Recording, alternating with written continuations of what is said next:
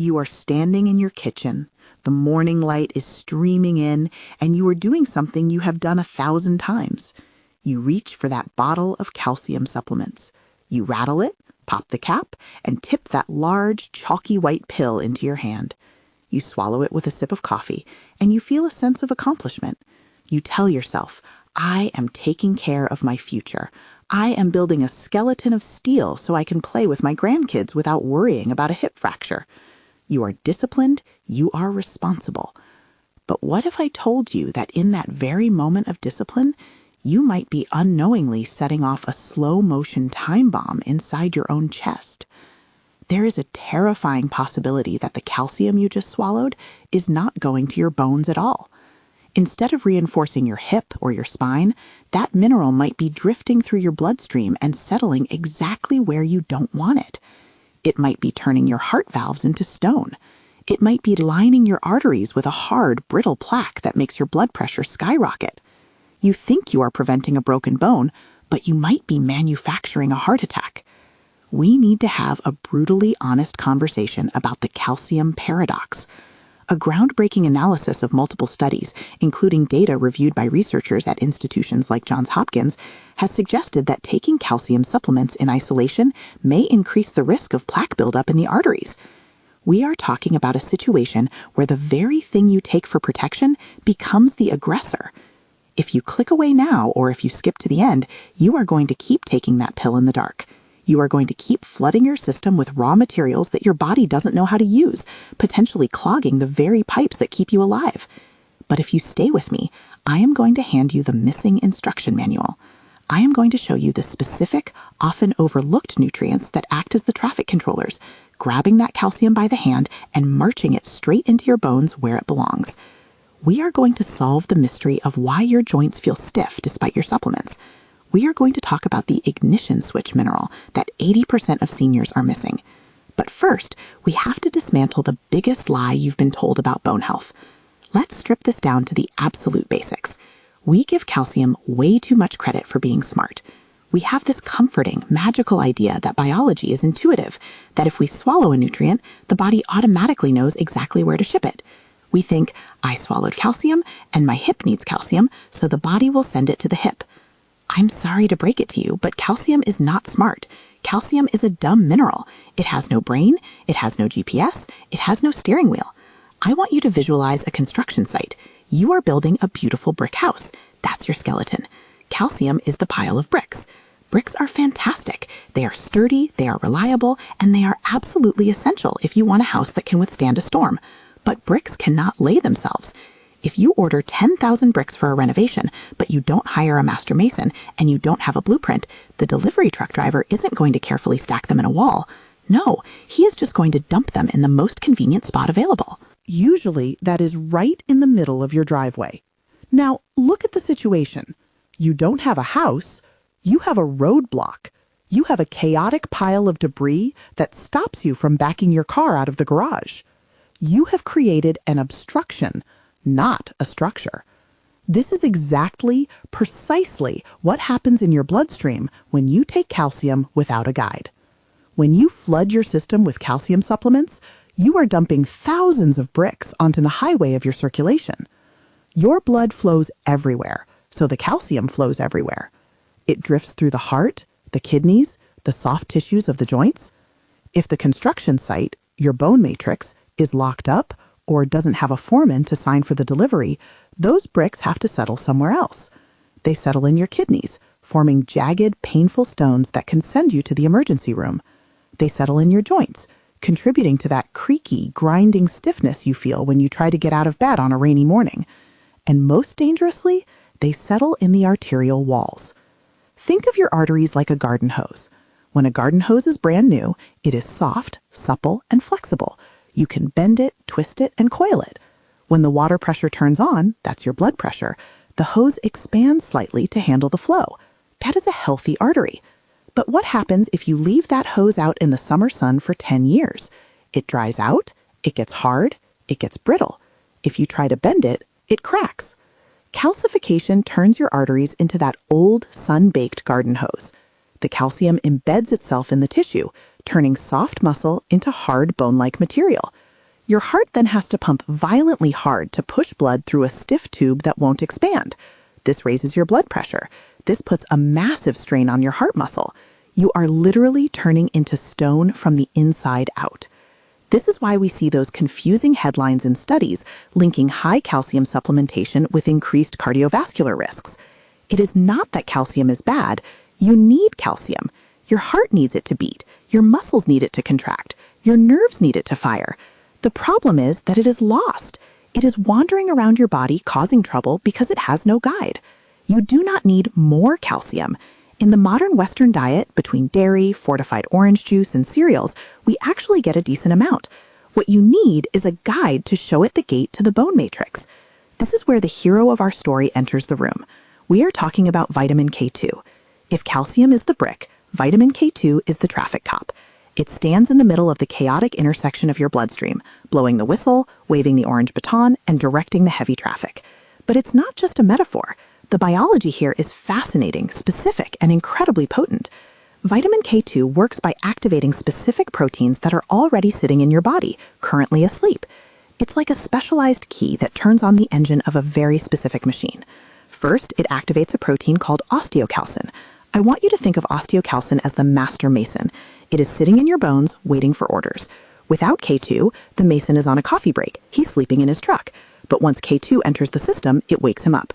Osteocalcin then grabs the calcium from the bloodstream and physically drags it into the bone matrix to lock it down. It binds the mineral to the structure. That is how you get density. That is how you get a skeleton that can withstand a fall on an icy sidewalk.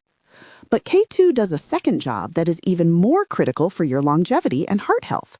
It activates another protein called matrix GLA protein, or MGP. If osteocalcin is the mason, MGP is the street sweeper.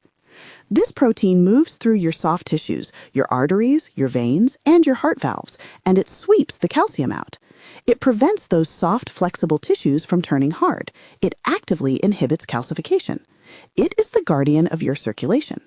Without vitamin K2, these two proteins, the mason and the sweeper, remain inactive. They are carboxylated, which in plain English means they are turned off. You can take all the calcium in the world, you can drink gallons of milk, but if the mason is asleep, the bricks just pile up in the street. If the sweeper is asleep, the dust and debris clog the engine. If you have been taking calcium solo for years and are suddenly realizing why your joints feel stiff or why your blood pressure is creeping up despite your best efforts, I need you to hit that subscribe button right now. We are going to unclog those pipes together, and I don't want you to miss the next steps of this protocol because we are about to get into the specific foods and the fatal mistakes people make with supplements. Now, I know exactly what some of you are thinking. I can hear the objection through the screen. You're thinking, hold on a second, I eat healthy. I eat big salads every day. I have a green smoothie for breakfast. I eat my spinach, my kale, my broccoli. I must have plenty of vitamin K. I hate to be the bearer of bad news, but you are falling into the healthy diet trap. There is a massive, confusing difference between vitamin K1 and vitamin K2. They are not the same thing. They are like distant cousins who don't talk to each other. The vitamin K found in leafy greens, your spinach, your kale, your collard greens, is vitamin K1. That is a completely different animal. Vitamin K1 is the clotting vitamin.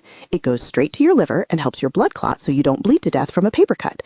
It is essential, yes, you need it to survive, but it stays mostly in the liver. It has a very short half-life, and it is greedy. It doesn't like to share. It does not go out to the periphery, to your toes, your fingers, your hips, or your heart arteries to clean up the calcium mess. The human body is not very good at converting that K1 from your salad into the K2 you need for your heart and bones. The conversion rate is low, inefficient, and unreliable. You cannot graze your way to clear arteries. You could eat a bucket of spinach every single day, enough to turn your skin green, and you could still be critically deficient in vitamin K2. Vitamin K2 is fat-soluble. It is not found in the lean, green world. It is found in the fatty, animal-based world, or in specific fermented foods that most Americans have stopped eating. To get it, you have to shift your thinking away from the lean and green dogma of the 1990s and embrace some things you might have been told were bad for the last 30 years. This brings us to the cheese paradox. For decades, we have been told to avoid cheese because of the saturated fat. We were told it would clog our arteries. We were told to eat low-fat everything. But in the case of K2, certain fatty cheeses are actually medicine. The bacteria that ferment the cheese produce vitamin K2 as a byproduct of their life cycle. But listen closely, because this is the nuance that matters. It's not just any cheese.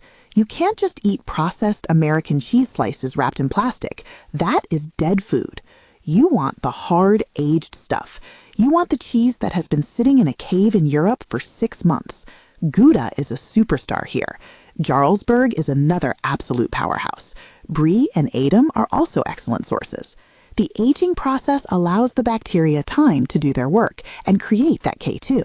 The longer it ages, generally, the more K2 you get. Egg yolks are another source, but again, details matter. You want yolks from chickens that roam outside and eat grass and bugs. Why? Because the chicken converts the K1 from the grass into K2 in the egg. If the chicken lives in a factory and eats corn, the egg has almost no K2. Goose liver is incredibly high in it. Butter from grass-fed cows is another source. This is a permission slip to enjoy your food again. This is science telling you that the fat is not the enemy. The fat is the delivery vehicle. Try this simple shift. Next time you have a meal, cut a small wedge of aged Gouda, maybe just an ounce or two, and eat it on the side. Don't look at it as a guilty pleasure. Look at it as a supplement.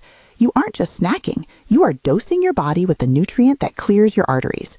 It's a high dopamine reward that actually serves your health. The fat in the cheese also helps you absorb the K2, because remember, it is fat soluble.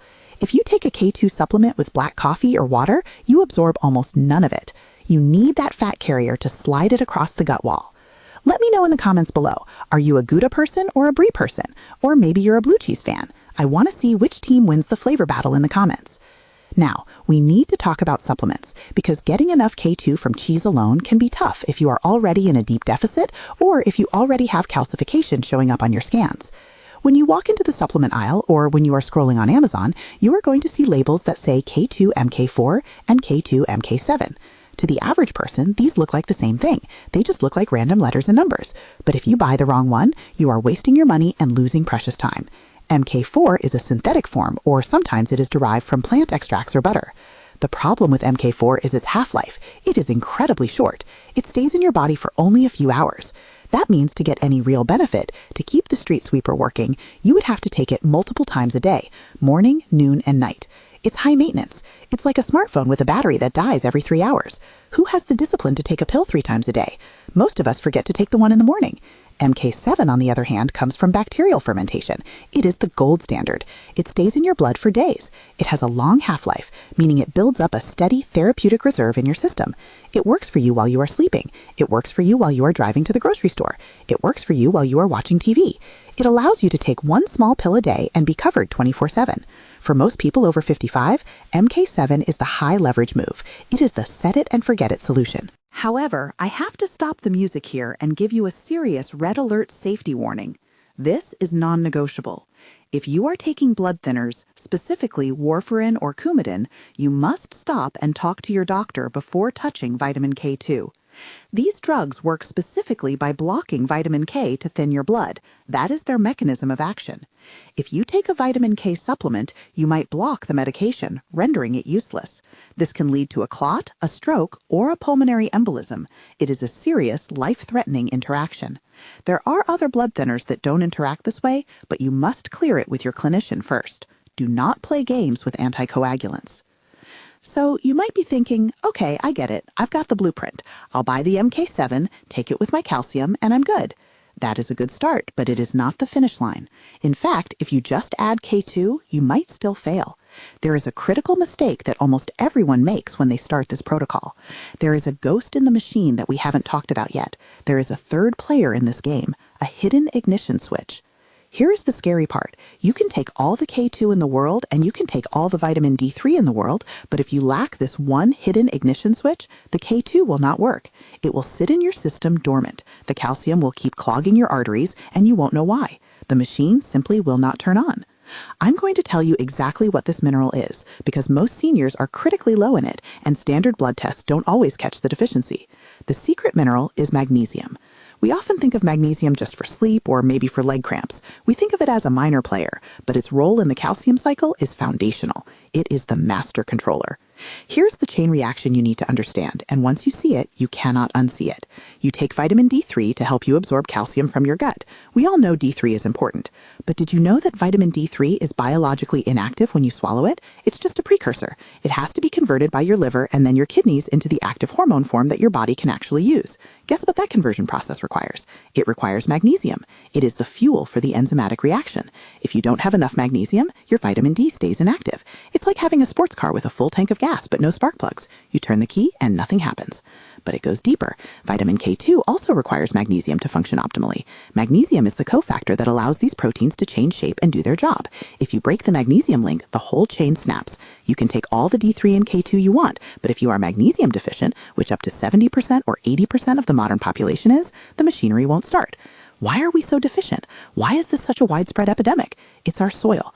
Modern industrial farming has depleted the magnesium from the soil. We don't let the land rest. We farm it aggressively year after year, and we don't replenish the minerals. So the vegetables we eat today, even the organic ones, have a fraction of the magnesium they had 50 years ago.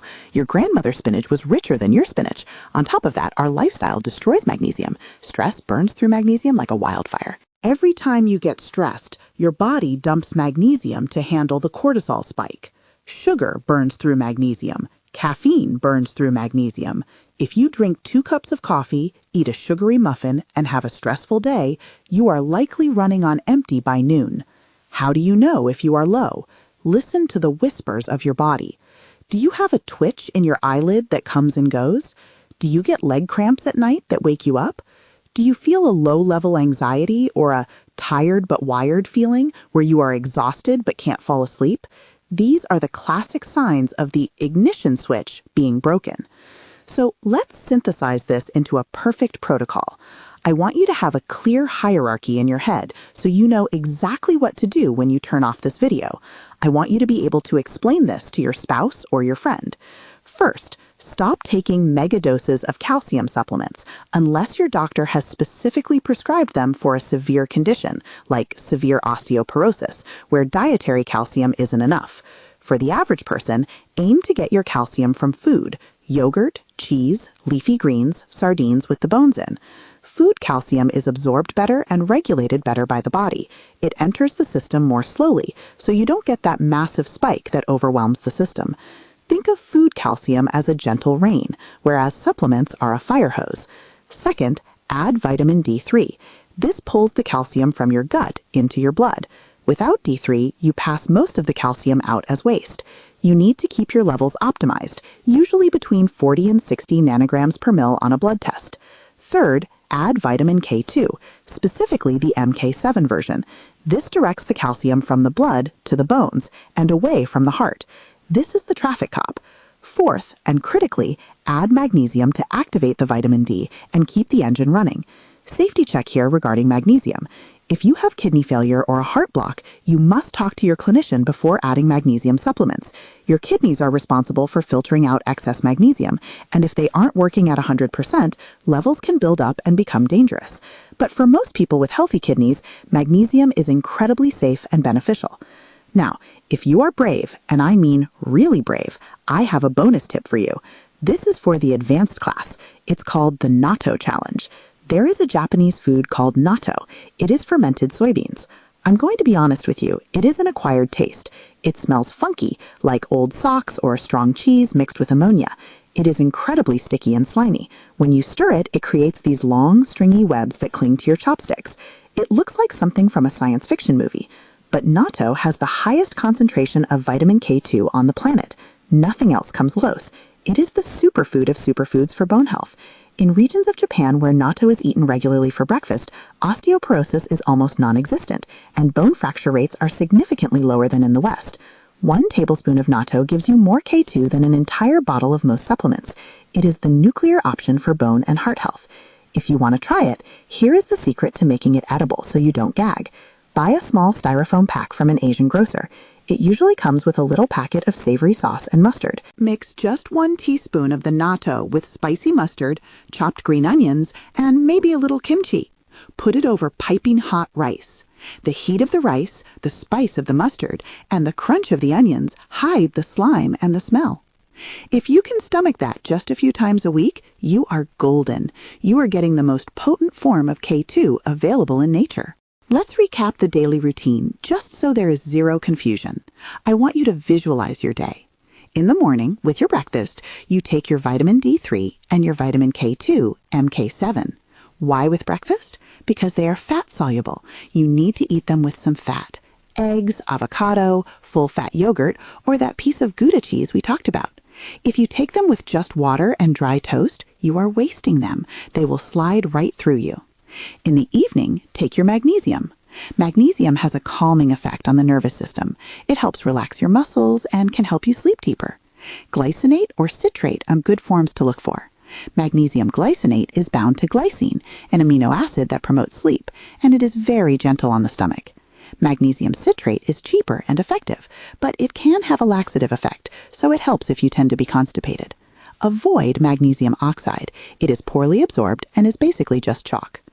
We have covered a massive amount of ground today. We moved from the danger of the dumb brick calcium to the heroics of the traffic cop K2, and finally to the ignition switch magnesium. Your body is a renovation project that never ends. Every single day, your body is breaking down old bone and building new bone.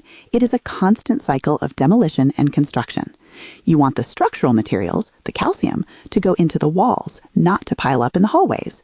Your bones need to be hard. Your arteries need to be soft. Do not mix them up. Supplements are tools, not magic wands. You have to use the right tool for the job. You wouldn't use a hammer to tighten a screw. Don't use calcium alone to fix your bones without the tools to direct it. Check your medications, look at your diet, and take control of where that calcium goes. You have the blueprint now. You just have to execute it. Imagine a year from now. Imagine walking up a flight of stairs and feeling strong. Imagine your doctor looking at your scan and saying, whatever you are doing, keep doing it. That is the power of understanding the biology. There is one more massive mistake people make when trying to fix their blood pressure that ruins their kidneys, and it has to do with a common kitchen ingredient you probably use every day without thinking. It sits right next to the salt shaker, but it might be even more dangerous if used incorrectly. I cover that in detail in our next video. Check out our other great video about stop taking calcium supplements without vitamin K2. Here's why it's dangerous. And tap that card on your screen right now to keep building a bulletproof body. I'll see you there.